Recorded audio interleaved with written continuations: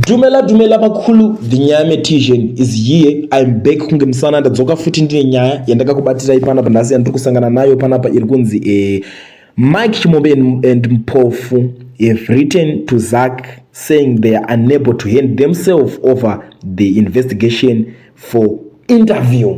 Chikonzero ndechei chaita kuti varume ava vasabatike pane mashoko ari kubudikira panapa. Handisi kuziva zvangu vamwe vari kuti aiwa maskillful asi kuti mashoko ari kungotaurwa njee because varume ivava vakazobuda rini muZimbabwe sematauriro avari kuzviita panapa. So pari kunzi we act for and on behalf of Moses Mpofu and Mike Chimombe, who have been made aware of press releases and or advertisement in various media outlets including print and electronic media indicating your interest in interviewing them as part of an ongoing investigation. Our clients are currently out of the country and will not be able to attend any interviews until their return to Zimbabwe. However, they are willing to cooperate fully with the investigations and are available to attend any requested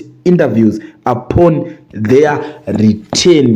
Domashoko kubuda pana parikunzi varume ava pari zvino avamo munyika yeZimbabwe asi havasi kuramba. Kana vachinge vazouya vanokwanisa kunge vachizouya kwamuri vachizopindura nyaya dzacho kana kuti vachiatenda mainterviews esa muri kutaura kuti vange varipo muchivabvunza vachipindurana. Ndiyo nyaya muri yeZimbabwe ndokusangana nayo panapa. Asi chinhu chandishamisawo ndechekuti sei varume ava vazoshayikwa munyika panguva imwe chete. Vanhu vakasiyana, Mike Chimombe ane kumba kwake nemhuri yake nemabhizinesi ake.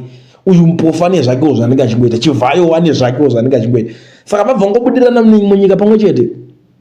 Ndomafungawo zvangu ini mafungira angu semunhu wane dzinodhonzo anozati pfungwa dzenyu ngadzikakata. Handiti dzangu dziri kukakata dzichindiudza kuti zvinhu zvakangoitika vakavarayirwa, zvakangorikana zvangoitika zvangoti bvu, chinhu chekuti chakangoputika.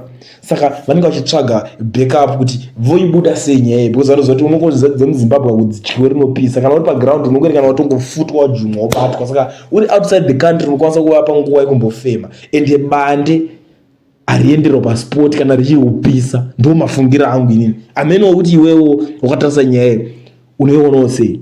Tell me what you think. Ndudzi wako mafungiro.